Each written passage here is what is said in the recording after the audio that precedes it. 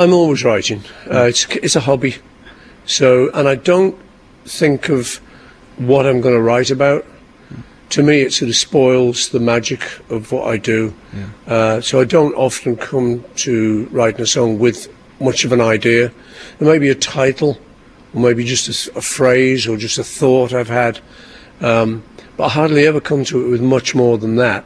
And I don't really come to it thinking, oh, I'm going to write a bunch of sad songs, or I'm going to write a bunch of happy songs, because that would get a bit boring. You know, I'd like to write a happy one, and then I'm bored with that and sort of sad one.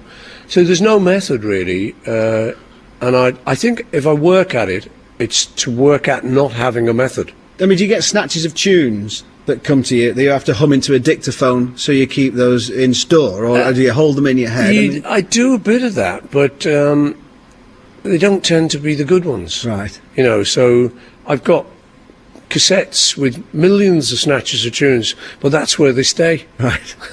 On this little cassette.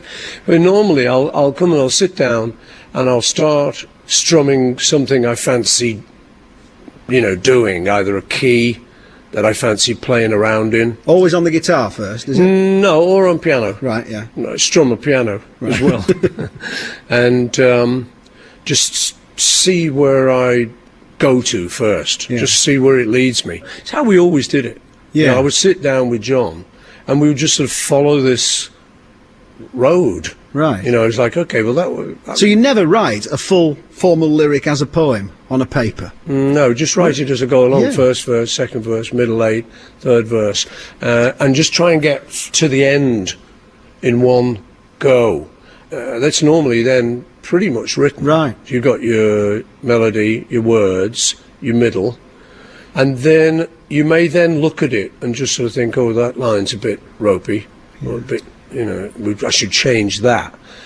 But if you're lucky, more often than not, you know, you suddenly find you've just sort of done it. And I think because John and I developed this way of doing it, I mean, literally, we used to get rung up. I mean, we're in Abbey Road now doing this. Yeah. And we would get rung up by Brian Epstein. And he'd say, right, chaps, you've got the week off next week because you're in the studio the week after, and I'd like you to write the album. Right. And we go, oh, yeah. Hey! You know, like that was like, wow, a week off. Yeah. And we never looked at it like, what? Write an album in a week? It was more like, yeah, that's a good idea. So, I mean, every day John and I sat down to write. What, opposite each other with an acoustic guitar? Two acoustics, Yeah. me left-handed, him right-handed, Yeah. sort of looking at each other as if it was like in a mirror, both playing the same chords. We didn't get too fancy, you know, we just both played the chords. We would start off like I've just sort of described. We'd start off with some sort of idea, roughly, get a first verse, and then bounce off each other. So by the time we'd done 2 or 3 hours, which is normally our attention span, we had a little sheet of with lyrics written down on it, and we just had to remember the tune. There was no such things as cassettes, you know, Right, yeah. or you know, anything to put it down on. So you just had to remember it, which we ended up thinking that was actually a good thing. What were some of the songs you can remember writing very quickly under those sort of circumstances? She Loves You, yeah, in a hotel bedroom, Yeah. on twin beds with the 2 guitars, and we just had to knock it up for it needed a single or something, you know. Even as young men, did you think you could always pick out your good uns? I mean, or were they all good uns? Well, I think looking back on the Beatles thing, there was actually quite a few good ones, Yeah. you know, that we didn't necessarily think were that good at the time, but some of them that we didn't think were good, I now think are quite good. Like what? One thing, She Loves You. Right. I mean, that's quite good. I don't think that was our favourite at the time, but we were trying to write a hit, you know, and you've got to remember, it was very singles orientated in those days. So you were, even though you're making an album, you were actually making an album of singles, one of which or 2 of which would be pulled off and would be your big singles hit. So you were writing quite sort of concise little pieces. And I say we got into the habit of just doing it in one go, hardly ever revisiting it, hardly ever revising the words. And I think it's interesting, if that's how you have to work, that's how you work. Yeah.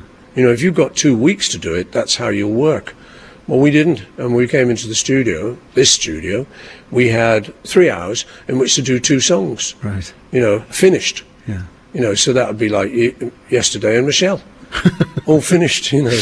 Yesterday's an interesting one because there's always the famous example of that being Scrambled Eggs before it was Yesterday. Yeah. Which is very interesting because you'd have thought it was such a poignant song that you wouldn't have thought that would work if you were singing or thinking about eggs.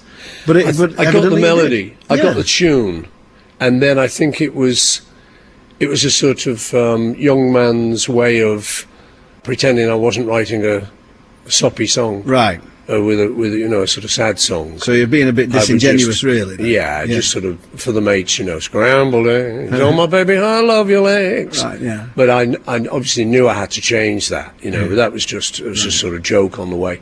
But I was pleased with the melody, and I had just woken up one morning with it in my head.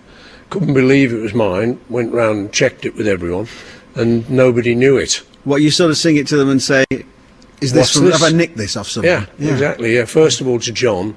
Wait a minute. Look at this. What is it? What is it? I can't. You know, it must be something because I dreamed it. Right. So I automatically assumed it was something I'd heard, and it just come back in a dream. Took it to George Martin. He said, "No, I never heard of it." Took it to a few other friends, and everyone agreed they'd never heard of it. So it was like, okay, it's mine. Then, don't quite know how, but it is.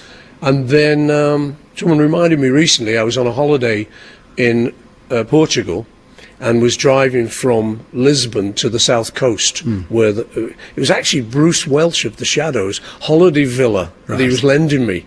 But I had this big drive, and on the 3-hour drive I started thinking of proper lyrics. So got the Yesterday and the Suddenly, and got the real lyrics for it.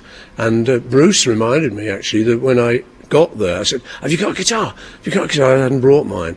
He said, yeah. I said, oh, lends it.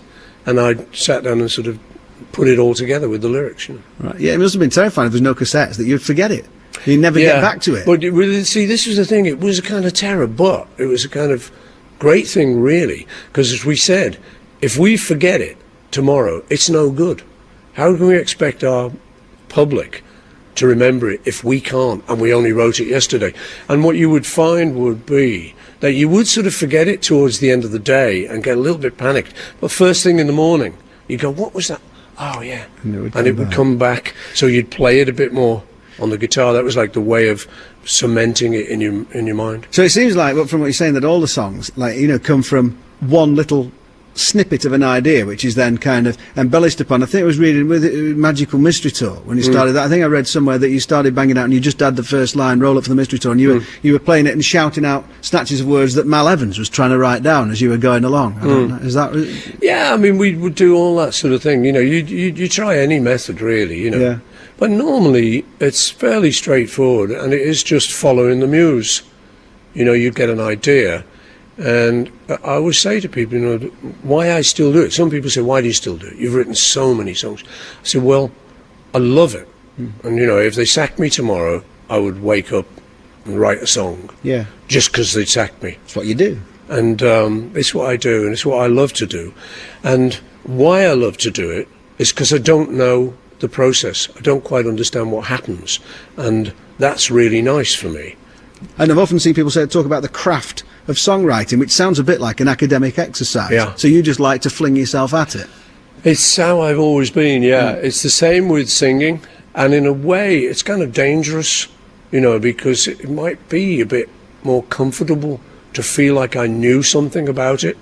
But I've got a lot of friends whose biggest fear is being found out, and they're very famous and very talented, but there's still this little sort of edge of panic at the back of it, which probably keeps you sort of, you know, wanting to do it. Yeah. Who were the? I know another song you're doing is 20 Flight Rock by Eddie Cochran. Were those the writers you wanted to emulate when you started, when you heard rock and roll? Thought, I'll have a go at that. Yeah. Yeah, we had our favourites, you know. And someone like Eddie we loved Eddie Cochran so much because he was a guitar player. Yeah. And, you know, we in our early gigs, we liked that a lot of our fans were girls, but we always actually kind of really liked the guy standing at the front watching the chords. We thought, this is craftsmanship he's after, you know, and we kind of related a bit to him because that's what we would have been doing, watching the chords. You know, we'd watch Elvis films for his chords, not just his hips. And how soon did you want to start writing songs? Immediately that you'd formed the group? No, the funny thing was, it's only recently I've realised why we wrote songs. We're never interested at all. When we started out, all we wanted to do actually was listen to these great records. We weren't really interested in doing any more than that. You find it's actually true for most people. Then they sort of get jobs associated with this idea of just listening to all these great blues records or great country records or Elvis or whatever. So we started off listening, then got into a band playing and doing covers of all of these Elvis and Little Richard and records like that. But then what happened was the bands on before us also had these records, so they did them all before we got on. So I would be due to do Lucille and Long Tall Sally, and then from our dressing room, you'd hear Lucille. You go, oh no, and then Long Tall Sally, no. Crossing the set list down. As you, 2 songs left by the so time. So it was like, and I remembered recently, I thought that's why we started to write, and for no other reason. Just so the only way around this is if we write our own songs, they won't know them. So we wrote terrible little songs like Dreamers Do. It was a terrible little early one, and The Pinwheel Twist, another classic. But, we wrote them, we just thought, well, they can't access these songs. And it kind of worked. At least they couldn't get hold of them. But they weren't very good. So we had to get a bit better. And then by the time we got a record contract with EMI, then we really had to, step it up a little bit and really try a bit harder. Can you remember as a writer, you said, about sitting opposite John with 2 single beds and all that, when that process became less collaborative and a bit more sort of combative, when it became clear that you weren't going to be able to write like that forever and you were going to have to plough your own furrows and come back? Can you, probably not the moment, but can you remember the first record on which that became apparent? I can't really remember the record. I can remember the circumstance. It was really because we lived in each other's pockets when we were touring as a group. And so, as I say, for She Loves You, we would just be in the same hotel room with a couple of guitars and we'd write together.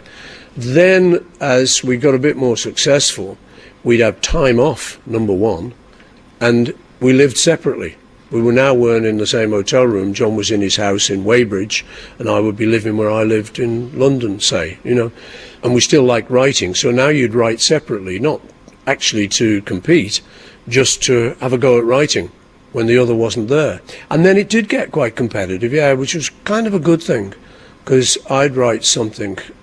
I came out to John's house one time. I remember saying, I've had this idea of someone who's like a paperback writer. And it was to do with something I'd read in a newspaper, and it was something to do with Martin Amis, I think. And he was getting a paperback or something. I'd read this thing. So I imagined myself in that role, dear sir or madam, as the case may be. And I was writing up, you can have all the rights, but just publish me, sort of thing. And I came in to John's house, and I said, well, look, I've had this idea. What about this, dear sir or madam? I sort of wrote it out like a letter. And he said, yeah, that's it. And I'd kind of written it. A little bit later, I'd go to his house, and he'd go, hang on, I had this idea. He's a real nowhere man. I go, yeah, that's it. So as we wrote separately like that, then you did tend to just show each other the completed song virtually and just maybe tweak a few words here or there. Or if you were in trouble, ask for a third verse or something. Right, yeah. Was there ever any kind of nerves at that? Because you'd written together to present something on your own. Did you each need each other's approval to know it was good? Or did you know it was good yourself, do you think? Yeah, even though you knew it was good yourself, you needed each other's approval. Not only each other's, we needed George and Ringo's approval too, because in the Beatles, any of them could veto it. Yeah. If Ringo didn't like any song we brought in, he'd go, I don't like that. And we wouldn't do it. I must say that I don't think that ever happened, but he had that right. So we all had to be pleased with it. So I always think that was one of the good things about the Beatles, that 4 people had to sign off on it. Actually 5 with George Martin. And his 5 good heads had to like this song before the public even got to hear it. Which is actually quite a nice quality control if you think about it, And so, with all that in mind, let's go down to Studio 2 at Abbey Road and enjoy Paul McCartney for Sold on Song.